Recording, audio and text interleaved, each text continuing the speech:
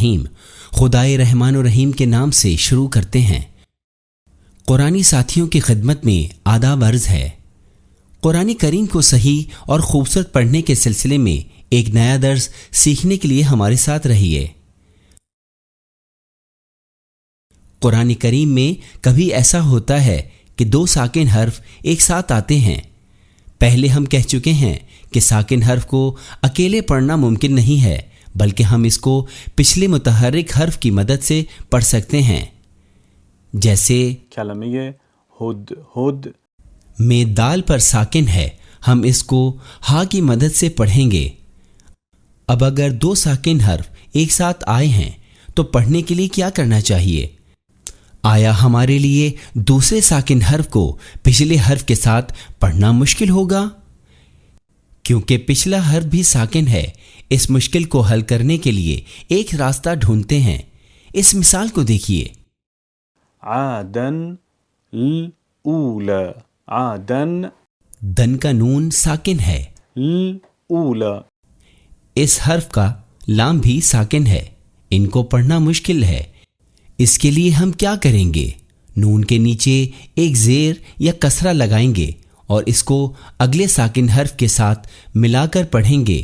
عادن آدنی ہو جائے گا، اور جب اس کو ملا کر پڑھیں گے عادن الاولا، عادن الاولا۔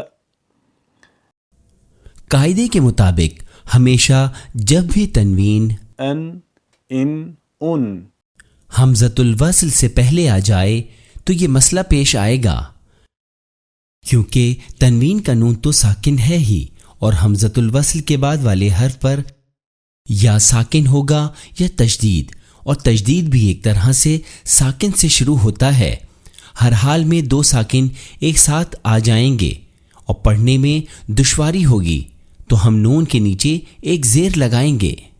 اگر تنوین ان ہوگا تو ایک زیر کا اضافہ کریں گے۔ انی، اگر ان ہوگا تو آخر میں ایک زیر کا اضافہ کریں گے۔ انی، اگر ان ہوگا تو ایک زیر کا اضافہ کریں گے۔ اونی۔ اب مثالوں پر توجہ کیجیے۔ جزاء الحسنى، جزاء الحسنى، جزاء اس کو ملانا ہے۔ جزاء الحسنى لهوا انفضوا بعض القول نوح ابنه كرماد اشتدت بغلام اسمه شيئا اتخذها عاد المرسلین۔ توجہ کیجیے، دو اہم نکات کی طرف اشارہ کرنا چاہتا ہوں۔ ایک تو بئسل میں دو ساکن حرف ایک ساتھ آئے ہیں، لام ساکن ہے، سین بھی ساکن ہے، دونوں حمزۃ الوصل تو پڑھے نہیں جاتے، ان کو ہٹا دیں گے اس طرح سے بئسل اسم۔ اور اب دو ساکن حرف کو پڑھنا چاہتے ہیں تو لام کو کسرہ لگا کر پڑھیں گے، کچھ اس طریقے سے۔ بئس الاسم، الاسم بئس الاسم الفسوق بعد الایمان، بئس الاسم۔ ایک اور اہم چیز، سورہ مبارکہ آل عمران کی پہلی آیت میں حروف مقطعات کو اگر ہم اگلی آیت کے ساتھ ملا کر پڑھنا چاہیں تو یہاں پر بھی دو ساکن حرف مل جائیں گے۔ ہم اس آیت میں زیر کے بجائے میم پر زبر لگا کر اگلی آیت کے ساتھ پڑھیں گے، کچھ اس طریقے سے۔ الف لام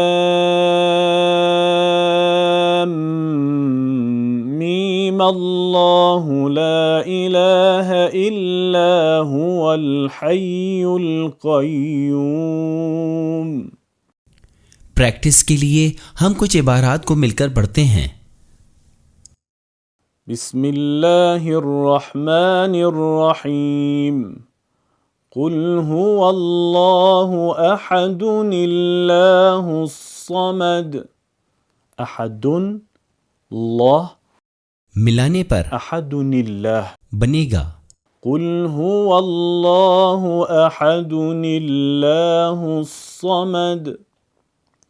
كذبت عاد المرسلين.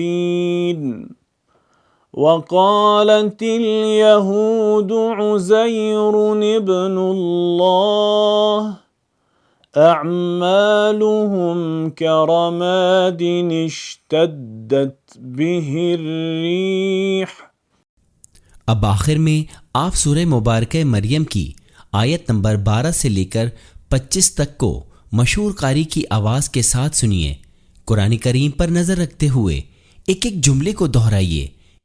بسم اللہ الرحمن الرحیم.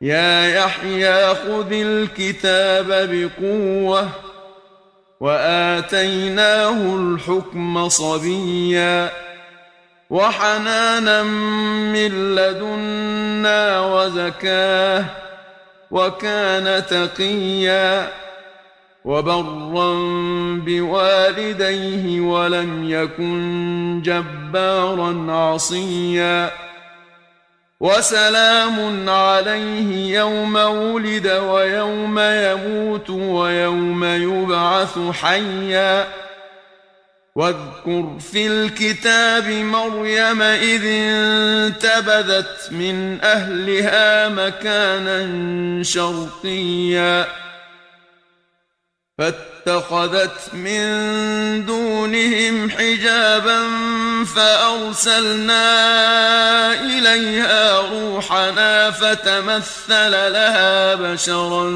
سويا قالت إني أعوذ بالرحمن منك إن كنت تقيا قال إنما أنا رسول ربك لأهب لك غلاما زكيا قالت أنى يكون لي غلام ولم يمسسني بشر ولم أك بغيا قال كذلك قال ربك هو علي هين ولنجعله آية للناس ورحمة منا وكان أمرا مقضيا فحملته فانتبذت به مكانا قصيا فأجاءها المخاض إلى جذع النخلة قالت يا ليتني مت قبل هذا وكنت نسيا منسيا فناداها من تحتها ألا تحزني قد جعل ربك تحتك سريا وهزي إليك بجذع النخلة تساقط عليك رطبا جنيا. یہ مشق آپ کو بہترین اور خوبصورت تلاوت کرنے میں مدد دے گی. ہمارا ساتھ دینے کے لیے آپ کا بہت شکریہ. خدا حافظ و نگہبان.